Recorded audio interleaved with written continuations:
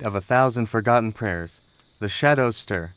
The flickering torch light casts long, trembling shapes against the ancient stone walls. It is in these moments, the spaces between breaths, between the heartbeat and the silence, that the past is reborn, rising from the ashes like the memory of an old god, seeking to be known again. In the stillness of the temple, there is a presence, a figure cloaked in darkness, standing at the edge of the marble columns, peering into the void. Their eyes are fixed on the horizon, where the veil of night is drawn across the land, and the world seems to hold its breath. The air is thick with the scent of burning olive wood, the bitter smoke curling into the night like the sigh of an ancient soul. The stone beneath their feet vibrates with a low hum, a sound barely perceptible, yet it stirs something deep inside the figure. It is as though the earth itself is whispering secrets, old and forgotten. The wind carries with it the taste of salt, the taste of something far older than civilization itself. In this sacred silence, the figure whispers a story long lost, long buried. The words slip from their lips, barely rising above the wind's mournful sigh. It is a tale so strange, so wild, that even the gods themselves would tremble to speak of it. A myth, yes, a myth, but a myth that thrums with truth, a truth that pulses through the very air of this forgotten temple. It speaks of a creature who was both man and beast, a being torn between two worlds, never fully part of either. This creature, known as the satyr, stalks the edges of mortal understanding. Its existence defies the laws of nature, its very form a riddle wrapped in shadow. In the flickering shadows of Athens, this tale takes root, whispered in taverns, passed between trembling lips in darkened corners. It moves through the streets, like a shadow trailing the unsuspecting. The satyr is not merely a monster, it is something more, something beyond. It is both the embodiment of nature's wildness and the embodiment of something far darker, a thing that may have slipped into the realm of the gods or into the deepest recesses of their nightmares. It is a creature whose very gaze may burn with the fire of creation or the fire of destruction. The people of Athens listen intently, drawn in by the gravity of the story, as if their very souls tremble in response. They know the gods are fickle. One moment, they bestow gifts, and the next, they cast the earth into chaos. And so, these myths, these whispers of creatures that walk the fine line between man and God, are not easily dismissed. No, not here, not in this city, where every stone holds the echo of a divine footfall. As the figure's voice falters, they look toward the horizon. The city stretches out before them, a mix of marble and dust, of broken pillars and shining domes. It is a city, built on the bones of gods, on the blood of men, and the laughter of immortals. Amid the feasts and the clattering of shields, amid the celebrations and the sacrifices, these myths persist. They are the heartbeat of the city, pulsing through its veins, breathing life into its stone walls. In every temple, in every corner, in every whispered prayer, the myth of the satyr lives on. There are whispers of rituals that could call the beast forth from the shadows, that could tame it, or perhaps unleash it. In the darkened chambers of the temples, beneath the flickering light of 1,000 candles, there are murmurs of offerings, golden statues of creatures no mortal has ever seen, blood-red wine poured onto the earth, a plea for understanding. The people, their faces painted in the flickering glow of firelight, offer these sacrifices, unsure if they seek to summon the beast or banish it. And yet, even as the myths begin to fade into the corners of history, they refuse to be forgotten. They linger, etched into the minds of those who believe, who cannot escape the haunting call of hooves against marble, echoing in the quiet of the night. These are not just stories, they are echoes, whispers of something greater, something darker that watches over the city, unseen yet ever present. As the bell tolls in the distance, its sound reverberating through the temple like the final breath of a dying god, the silence returns. The figure stands motionless, their breath shallow in the still night. The story has been told, but it does not end here.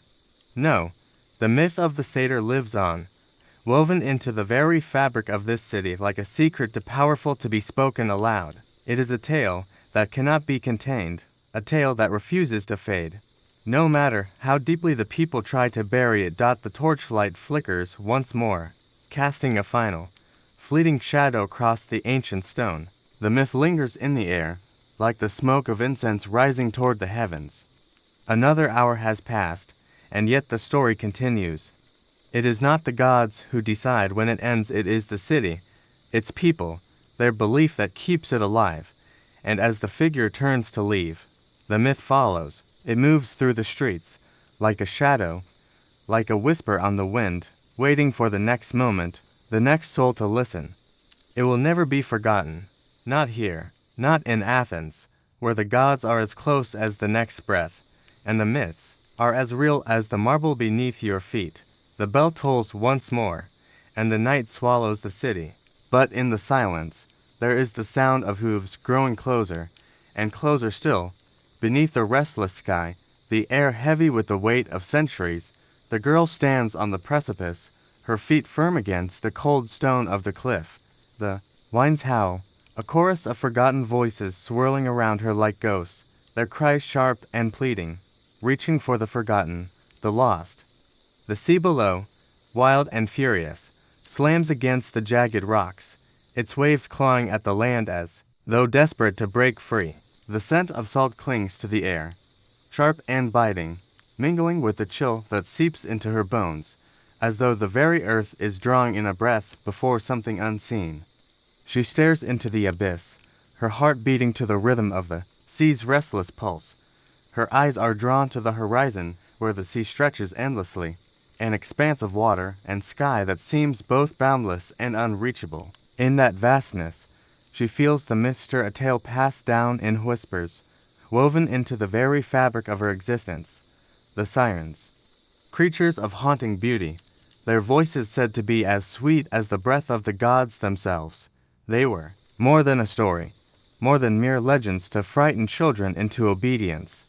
No, to her people, they were truth, a warning that has echoed through generations. The sirens were not mere women, but something darker, something born of the depths themselves, luring the hearts of men with their unearthly song. And those who succumbed to their melody did not merely perish, they were claimed by the sea, swallowed whole, their souls carried away into the dark abyss. As the winds howl louder, the memory of her mother rises like a ghost in the silence. Her voice, soft but urgent, rings in the girl's ears, warning her of the dangers that lie just beyond the veil. Her mother spoke of the sirens with a reverence, a fear that bled into the words she used. They were not figments of a dream, nor tales told to frighten. They were real, tangible, waiting, hidden beneath the waves. Her mother had told her how the sailors, those brave men who dared to navigate the treacherous waters, would hear the song, the first notes that would whisper on the wind, sweet and alluring, drawing them ever closer to the danger they could not see. Their eyes, wide with wonder, would be filled with the longing for something that could never be theirs. They would hear the call of something distant, a voice that sang of forgotten promises and lost loves, and they would follow, unthinking, until the cliffs rose up to meet them. The ships would crash against the rocks, splintering like bone against steel, and the sailors would be lost, swept away, their bodies pulled into the depths, vanishing without a trace. The myth is not just a tale, it is the truth of the sea, the truth of the danger that lies hidden beneath its surface, waiting to take those who stray too close to the edge. The girl's hands clench at her sides, the roughness of the stone biting into her skin as she struggles to hold herself steady against the rising tide of emotions that threaten to overwhelm her. Her chest tightens, a cold, unfamiliar feeling creeping over her. She knows the story, has heard it 1,000 times, but now, standing on the edge of the cliff with the sea stretching endlessly before her, she is not so sure. She does not know if she believes the myth, or if she has simply been told to. But the wind, the salt, the roar of the sea, they speak a language she cannot ignore. Her heart pounds in her chest, each beat like a war drum, loud and insistent, as the sound of the sea grows louder in her ears. The waves crash against the rocks, their force and fury rising, pushing at her like a living thing, urging her to listen, to hear what lies beyond the horizon. For a fleeting moment, she feels it a strange, irresistible pull that tugs at the edges of her thoughts. It is as though the wind itself is speaking to her, whispering a melody that she cannot yet hear, but knows is there, waiting just beneath the surface. The hairs on the back of her neck stand on end, and she feels the earth tremble beneath her feet, as though something ancient, something eternal, is stirring beneath the waves. And then, the song begins. It is faint at first, a single note rising above the crash of the waves, soft and distant, like a dream. But then it swells, rising with the wind, winding its way through her mind. It is the siren song, the melody, that has haunted her people for centuries. The beauty of it, the warmth, the longing it pulls at her heart, pulling her deeper into the abyss, deeper into the unknown. Her breath catches in her throat, her mind swimming with the melody. She feels it now, the lure, the pull stronger than anything she has ever known. It is as though the very sea is calling to her, whispering her name with a voice that promises answers, promises peace, promises a place where she belongs. The girl steps back from the cliff, her mind reeling, but the song follows her. It lingers, an echo in the back of her mind, growing louder with each passing moment. Her feet seem heavy, as though they are rooted to the earth, yet the world around her spins, the wind pulling at her cloak, the waves crashing, crashing. She feels torn between the world she knows, the life she has been taught to live, and the song that calls her into the depths, where everything is unknown, where everything is lost. And as she turns away from the edge, her heart still racing, still beating in time with the rhythm of the waves, the last notes of the song linger in the air. The myth is no longer just a myth. It is alive, it is real, and it will haunt her, as it has haunted generations before her, until she finds her own place in the story. The fire crackles in the hearth, casting its warm, flickering light upon the faces of the men, each of them silent, their eyes fixed upon the storyteller as he stirs the embers with a slow, deliberate motion. The air is thick with the scent of burning wood, mingling with the earthy aroma of rain-soaked earth seeping in through the cracks of the stone walls. Outside, the wind whispers across the courtyard, a soft, mournful sound, as if the very night itself carries a secret too ancient to be told. The storm rumbles faintly in the distance, a reminder that the world beyond the hall is as restless as the stories being woven within it. The storyteller leans forward, his hands trembling slightly as they rest upon the weathered surface of the table. His voice, though aged and cracked with time, carries the weight of forgotten ages, of lost truths buried in the sands of history. He speaks in a tone that is both heavy with sorrow and alive with the flickering light of the flames, drawing his listeners closer with every word. The room seems to hold its breath as the tale unfolds. Once, long ago, he begins, his voice thick with the gravity of the words he speaks. In the heart of the ancient world, there was a man who could not die. His gaze drifts briefly to the fire, and for a moment, his expression is lost in the depths of the tale. The men lean in, their bodies instinctively drawn closer, as if to hear the truth that hangs in the air, suspended like the smoke from the fire. The story unravels slowly, winding through the silence like the smoke that rises, curling and shifting in the dim light. This man, the storyteller says, was cursed by the gods, doomed to live forever. His body, untouched by time, was as strong and unyielding as the stone of the mountain, but it was his soul that bore the true weight of the curse. He was fated to wander the earth, burdened by the memories of those he had loved, those he had lost.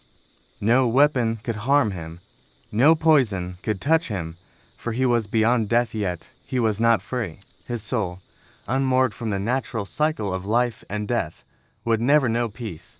The fire sputters, casting a sudden shadow across the room, and the storyteller pauses, his gaze lingering on the faces of the men before him. Their eyes are darkened with understanding, for they, too, have known the sting of loss, the agony of watching comrades fall in battle, the pain of promises broken by the hands of time. The story resonates with them, each of them holding within their hearts the fear of immortality's price. The immortal man, his name now lost to the ravages of time, was not a god, nor a legend. He had once been a warrior, a man of flesh and blood. Much like them, he had once stood in the same light, felt the same warmth of the hearth, and shared in the laughter of those he loved. But the gods, in their capriciousness, had stripped him of his humanity, leaving him cursed to walk alone, unable to grow, unable to change. He could never die, but he would also never again truly live. His body, though it remained unmarked by time, carried the burden of years of memories that would fade and faces that would blur into shadows. The loved ones he had once known, the comrades with whom he had shared triumphs and tragedies, would wither and die, leaving him adrift in a world that no longer recognized him. He had become a ghost, a living relic of a time long past. The wind outside picks up, howling now, as if joining in the sorrow of the tale. The fire crackles louder, its glow intensifying, casting strange shadows upon the walls. The men around the table, their faces drawn and weary, feel the weight of the immortal man's curse press upon them. They know well the fragility of life there, lives, each day a battle against time. The promise of immortality, once a dream of greatness, now seems like a cruel jest, a thing to be feared rather than desired. The storyteller lowers his voice, the words now soft but laden with a depth of meaning. The immortal man, he continues, was not granted the wisdom of the gods, nor the grace of the divine. He was cast out, left to walk the earth, haunted by the faces of those he had lost, never to be with them again. The fire's warmth seems to dissipate as the room grows colder, the shadows longer. He was bound by the curse of immortality, not just in body, but in spirit. A man who could not die, but whose soul would forever be tormented by the memories of what he could never again have. The room is silent, save for the crackling of the fire and the distant rumble of thunder. The storyteller sits back, his face shadowed by the weight of his own words. The men around the table do not speak, but their eyes tell the story. They understand now, as they have always known, the terrible cost of immortality. To live forever is to be forever separated from those who matter, to be condemned to watch the world change while remaining unchanged. It is a fate far worse than death. The final words of the story linger in the air, suspended like the smoke rising from the fire. The immortal man, the storyteller whispers, was not cursed by the gods. He was cursed by time itself. The words hang in the heavy silence, fading into the night as the fire slowly dies down, leaving only the flickering shadows on the walls and the men around the table, lost in the deep contemplation of their own fleeting mortality. And as the storm outside grows louder, the tale is not just a myth, it is a warning one that will echo through the chambers of time, long after the last ember fades, long after the last breath is taken. The immortal man's story, a mirror for all who dare to dream of eternal life, for in the end, it is not immortality that holds power, but the fleeting moments of life we dare to live. In the heart of the bustling marketplace, the air is thick with the pungent aroma of roasting meats, the earthy scent of fresh bread, and the unmistakable tang of sweat from bodies pressed together in the heat of the crowd. The noise is deafening, voices shouting, bargaining, calling out to one another as merchants display their wares in the flickering light of midday. Horses stomp their hooves in impatience, and the clink of coins being exchanged rings out in the spaces between voices. Yet, despite the lively atmosphere, there is something unsettling in the air, tension, a palpable unease that lingers just beneath the surface, unnoticed by the many, but felt by the few. Among the chaos, a solitary figure moves with purpose, cloaked in tattered robes, their face hidden beneath a hood. They seem almost invisible, lost in the cacophony. Their steps are slow, deliberate, as if they are searching for something or perhaps someone.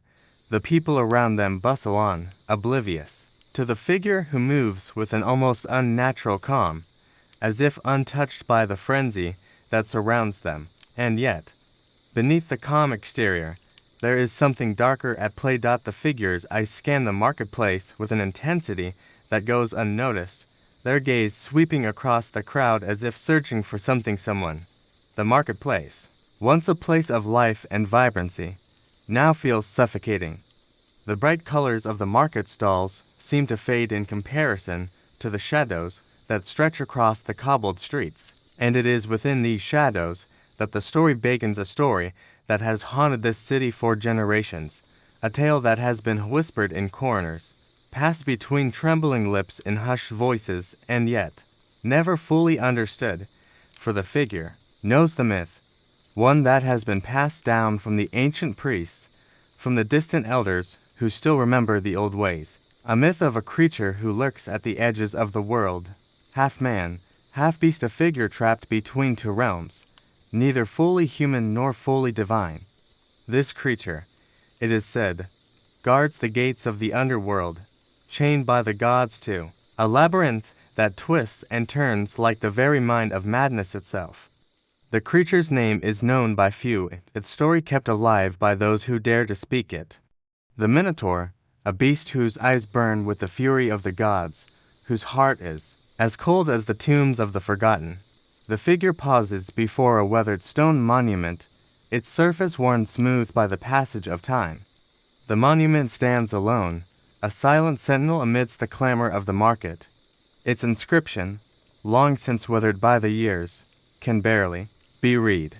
Yet the figure knows its meaning. The Minotaur's tale is etched into this stone, carved by hands long lost to history. The creature, once a man, was born of both divine wrath and human suffering. His mother, cursed by the gods for a crime she could not undo, gave birth to him in the depths of despair. He was not born to be a hero or a king, but a creature of torment, destined to walk the earth in the shadow of his curse. As the figure's hand brushes against the cold stone, their fingers tracing the faint outline of the Minotaur's image, they feel a shiver run through their spine. The myth is more than just a tale, it is a warning, a curse passed down through the generations. It is said that the Minotaur's labyrinth was both his prison and his dominion, a place where he was trapped by the gods, forced to guard the gates of the underworld for all eternity. The labyrinth, once a place of knowledge, has now become a prison of madness, its walls shifting and changing, forever elusive. No one who entered the labyrinth could ever escape, and those who tried to face the Minotaur met their end at the sharpness of his horns. The marketplace around the figure seems to grow quieter, the noise of the crowd fading into the background. In this moment, there is no bustling city, no merchants or traders, only the figure, standing before the stone monument, feeling the weight of the myth press upon them. The Minotaur's story is not just one of fear and bloodshed, it is a story of isolation, of being trapped between worlds, of being cursed to live a life without purpose or redemption. The Minotaur, with his half-human heart, was never truly accepted by either world. His beastly nature marked him as an outsider, and yet his human essence made him a prisoner of the gods. The figure feels the weight of this isolation, this deep sense of being trapped, and it stirs something within them, something they had long buried. They think of their own life, of the many ways they have felt like an outsider, adrift in a world that does not fully accept them. They think of the labyrinths they have built within themselves, the walls they have constructed to keep others out. They think of the ways in which they, too, have been bound by forces greater than themselves, by duty, by blood, by the choices they have made. The wind picks up again, carrying with it the distant sound of the sea. The figure's hand falls away from the monument, their fingers tingling with the touch of the stone. They turn slowly, their cloak swirling behind them as they begin to walk away, their steps slower now, more deliberate. The market is still alive with noise, but to them, it feels distant, as though they are no longer part of it. The myth of the Minotaur, with its echoes of madness and despair, follows them, a shadow that cannot be shaken. As they walk, the faintest echo of hooves against the cobblestones reaches their ears. The sound is distant at first, but it grows louder, as if someone is drawing closer. The figure pauses for a moment, their heart quickening in their chest, before continuing on, the sound of the hooves now intertwined with the rhythm of their own footsteps. The myth is not just a story. It is alive, and it moves with them, waiting for the right moment to strike. The marketplace fades into the distance, but the labyrinth remains a symbol of all that is unknown, all that is hidden within the dark corners of the world. The Minotaur's myth lives on, not just in the stone of the monument, but in the very air they breathe, in the shadows that linger in the corners of their mind. It is a story that cannot be forgotten, a warning that will echo through the ages. And as the figure moves deeper into the city, the labyrinth calls to them, a place where answers may lie, but where the price of knowing may be far too great. The moon hangs low in the sky, casting its pale light over the ruins of an ancient temple. The stone columns, once majestic, now stand broken and weathered, their surfaces covered in the creeping vines of time. The air is thick with the scent of damp earth and the faint, metallic tang of old blood, as though the very ground beneath the temple bears the weight of forgotten rituals. A solitary figure moves through the ruins, their footsteps echoing softly against the cracked stone floor as they pause before an altar long abandoned. The flickering light of a distant torch catches the edges of their cloak, casting a long, wavering shadow upon the crumbling stone. There is something unnerving about this place, a sense that it is not quite empty, not quite forgotten. The temple, though silent now, once thrummed with life, with the prayers and sacrifices of those who believed in the power of the gods. The altar before the figure is covered in dust, the remnants of old offerings still scattered across its surface twisted, fragments of bone, dried herbs, and a single broken vessel, its shards reflecting the dim light of the moon. The figure's gaze rests upon the altar, and in that moment, it is as if they can hear the whispers of the past, the chants, the prayers, the desperate pleas for favor from gods whose faces were never fully seen. And then, as if summoned by the very weight of the silence, the story begins to unfurl. The figure whispers to themselves, recounting the myth they have known for as long as they can remember, the myth of the Gorgon, a creature whose gaze could turn a man to stone.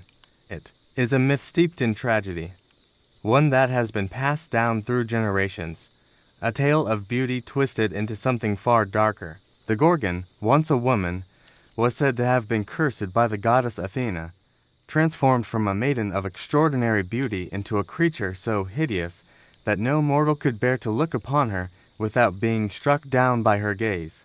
The myth tells of Medusa, the most famous of the Gorgons, a woman who had once been desired and loved by men, her beauty unrivaled. But her beauty, it seems, became her downfall. It is said that she was violated by Poseidon, the god of the sea, within the very temple of Athena. And in a moment of divine rage, Athena, whose temple had been desecrated, cursed Medusa, turning her hair into writhing serpents and her eyes into mirrors of death. From that moment on, Medusa's beauty became her curse. No man would dare to gaze upon her, for if they did, they would be turned to stone, their bodies frozen in eternal horror. The figure steps closer to the altar, their fingers brushing against the rough surface of the stone. The Gorgon's myth is not merely a tale of terror, it is a story of transformation, of the consequences of the gods' anger and the unforgiving nature of fate. Medusa's curse was not simply one of vengeance, but of isolation, cast out by the gods and condemned to live in solitude. Medusa's once beautiful form became the very embodiment of monstrosity. The myth, much like the temple, is filled with a haunting silence and emptiness that speaks to the price of beauty and the danger of divine wrath. As the figure's hand brushes the cold stone, they feel a chill run down their spine. The air seems to thicken around them, as though the very temple is alive, holding its breath, waiting for something to awaken.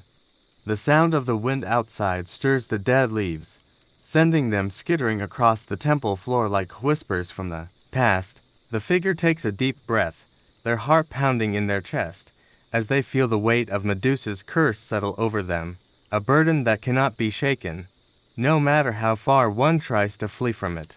The myth of the Gorgon is not just a warning of the danger of angering the gods. It is a reflection of the darker side of humanity. It speaks of how beauty, once revered, can become twisted and feared. Medusa, in her isolation, became a symbol of the consequences of desire, of the power that beauty can wield and the destruction that can follow. Her gaze, once sought after and adored, became a weapon that could kill. She was no longer a woman, but a creature, a thing to be feared, a thing to be destroyed. As the figure stands in the temple, lost in thought, they hear a sound of faint rustling, like the flutter of wings. It is almost imperceptible, a sound so quiet that it could easily be dismissed as the wind, but it is not the wind. The figure turns, their heart racing as the shadows in the temple seem to stretch and shift before them. The air grows heavy, and the sense of being watched becomes overwhelming, as though something is lurking just beyond the edge of their vision.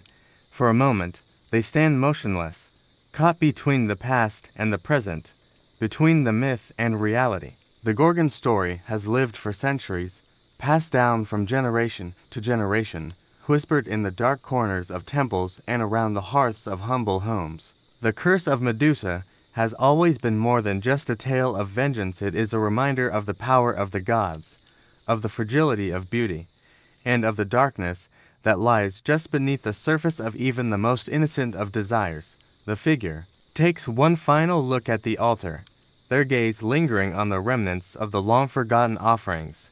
With a soft exhale, they turn away from the stone, the weight of the myth still heavy on their shoulders.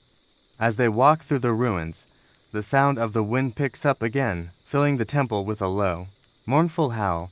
The shadows grow longer, and the figure feels the pull of the past. The myth of the Gorgon, of Medusa, forever etched into the fabric of this ancient place. The temple, though silent now, is not empty.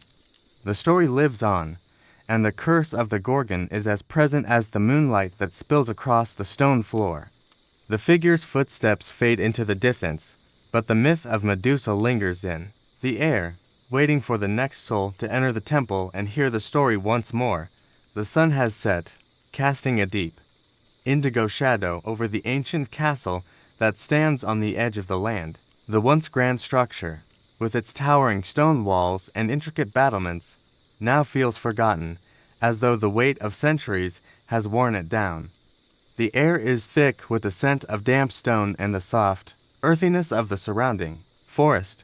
The faint rustling of leaves whispers in the evening breeze, mingling with the distant cries of creatures hidden in the shadows. The courtyard, once filled with the bustle of activity, is now silent, save for the occasional creak of wood or the distant call of an owl.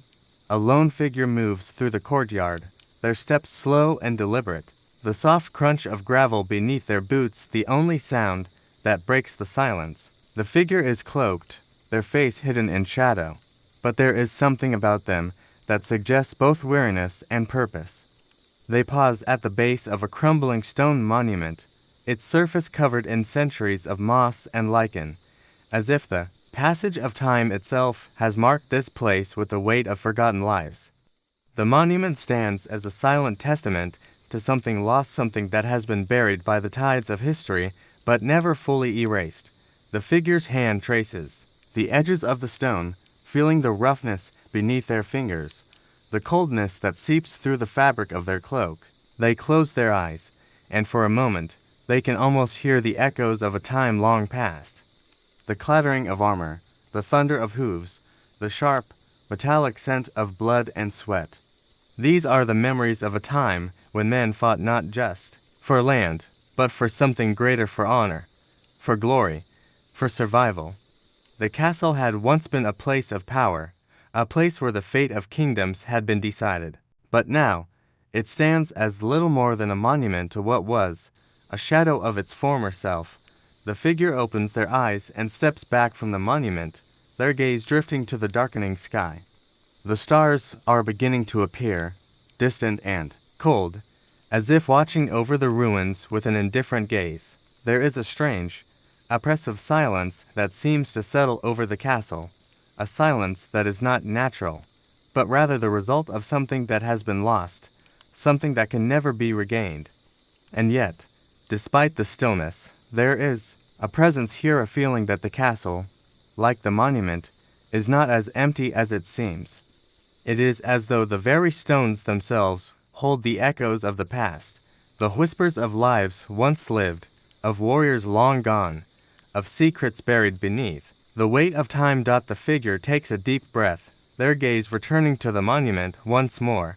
This is no ordinary monument. It tells the story of a man-a-warrior, once revered, now forgotten, whose name has been lost to the annals of history, yet whose legend lives on in the stories that have been passed down through the ages. His story is one of ambition, of courage, and ultimately, of tragedy, for this man, like many others before and after him, was a victim of the gods. It is said that he once stood on the precipice of greatness, a hero destined for immortality, only to be cast down by the very forces that had once blessed him. The myth of Icarus is familiar to many, but the true story, his story remains shrouded in mystery. He was a man who sought to transcend the limitations of mortal existence, who dared to reach for the heavens, only to fall to his doom. The tale of Icarus is one of ambition, of hubris, of the danger of seeking more than what the gods had intended. His father, Daedalus, the master craftsman, had built for him wings fashioned from feathers and wax, and it was these wings that would carry Icarus into the sky, into the realm of the gods themselves. But the gods, in their capriciousness, had set the rules. Icarus was warned not to fly too high, for the sun would melt the wax, and not too low, for the sea would dampen his wings. Yet, filled with the arrogance of youth and the thrill of flight, Icarus ignored the warning. He soared higher and higher, chasing the stars, pushing the limits of his wings, until the sun's heat melted the wax, and he plummeted into the sea below. His death was swift, his fall as tragic as it was inevitable. The figure's eyes narrow, a shadow passing over their face as they think of Icarus, of the reckless ambition that led to his downfall, of the greatness he sought, and the price he paid for it. The myth of Icarus is not just a story of a man who flew too close to the sun. It is a story of the cost of ambition, of the danger that lies in seeking to transcend one's own humanity. It is a reminder that, no matter how high one may rise, the fall is always inevitable. The gods may grant great gifts, but they also reserve the right to take them away. The figure steps back from the monument, their heart heavy with the weight of the story they have just recounted. It is a tale that speaks to the very nature of human existence, to the desire to rise above, to reach for something greater, and to risk everything in the pursuit of it. But it is also a story of the consequences of that ambition, of the dark side of human nature that drives one to seek more than they are meant to have. As the figure turns away from the monument, their footsteps slow, the sound of gravel crunching beneath their boots the only noise in the otherwise quiet courtyard. The wind picks up again, sweeping through the trees, carrying with it the faintest whisper of a warning. The castle, with its crumbling walls and silent halls, seems to breathe, to live with the stories of those who once walked its halls. And as the figure makes their way through the courtyard, their minds still filled with the myth of Icarus, they realize that, perhaps, they, too, are on a path toward their own fall. The stars above seem to flicker, distant and cold, as if watching over the ruins, as if remembering all that has been lost. The castle stands, silent and unmoving, as it has for centuries, and as the figure steps into the shadows, disappearing into the night, the myth of Icarus lives on, a cautionary tale for all who dare to reach for the sun.